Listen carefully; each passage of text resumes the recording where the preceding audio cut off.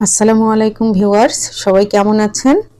আজ আমি আপনাদের সঙ্গে শেয়ার করব শিং মাছ কাঁচকলার একটা মজার রেসিপি। এই প্রচণ্ড গরমে এরকম একটা রেসিপি শরীরের জন্যও ভালো এবং খেতেও ভালো। তো বন্ধুরা, রেসিপিটা আপনারা দেখুন। আমি এখানে কিছুটা শিং মাছ কেটে ধুয়ে পরিষ্কার করে নিয়েছি, আর নিয়েছি কাঁচকলা। এটা একটু লম্বা করে কেটে নিয়েছি দেখুন বন্ধুরা, কারণ মাছ যেমন মাছের সঙ্গে কিন্তু তরকারির কাটার একটা ভীষণ একটা ব্যাপার থাকে।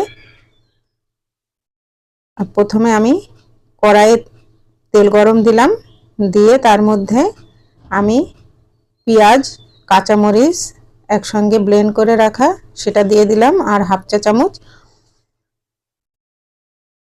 আদা বাটা, হাফ চা চামচ রসুন বাটা, লবণ পরিমাণ মতো, হাফ চা চামচ হলুদ গুঁড়া দিয়ে মশলাটা ভালো করে এখন আমি কষিয়ে নিব।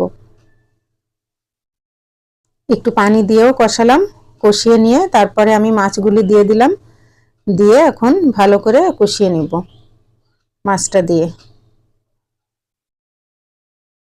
সামান্য একটু পানি দিব, দিয়ে মাছটা আগে ভালো করে মশলার মধ্যে কষিয়ে নিব।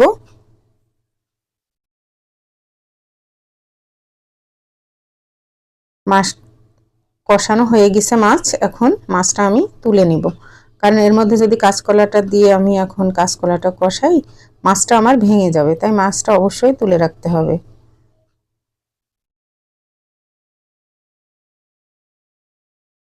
মাছটা তুলে নিয়ে এখন এই মশলার মধ্যে আমি কাঁচকলা দিয়ে দিব, দিয়ে ভালো করে কষিয়ে নিব। একটু পানি দিয়ে দিলাম, দিয়ে ঢাকা দিয়ে এখন কষাবো। ঢাকনাটা তুলে আবার নেড়ে চেড়ে এখন আমি ঝোলের পানি অ্যাড করব এখানে, দিয়ে ঢাকা দিয়ে দিব। পানিটা ফোটা পর্যন্ত অপেক্ষা করব। ঝোলের পানি ফুটে উঠেছে, এখন আমি এর মধ্যে সে কষানো শিং মাছগুলি ঢেলে দিলাম, দিয়ে এখন ঢাকা দিয়ে রান্না করব। তো আমার রান্না প্রায় শেষের দিকে। দেখুন বন্ধুরা,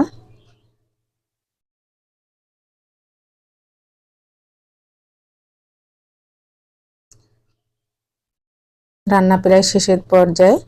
তো আমি একটু ভাজা জিরার গুঁড়া ছিটিয়ে দিলাম, দিয়ে চুলা বন্ধ করে ঢাকনা দিয়ে 5 মিনিট দমে রেখে দিব। দিয়ে এখন আমি এটাকে ঢেলে নিচ্ছি।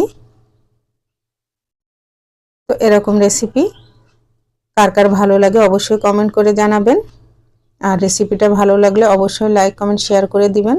ফেসবুকে দেখলে ফলো এবং ইউটিউবে সাবস্ক্রাইব করে আমার পাশে থাকবেন বন্ধুরা।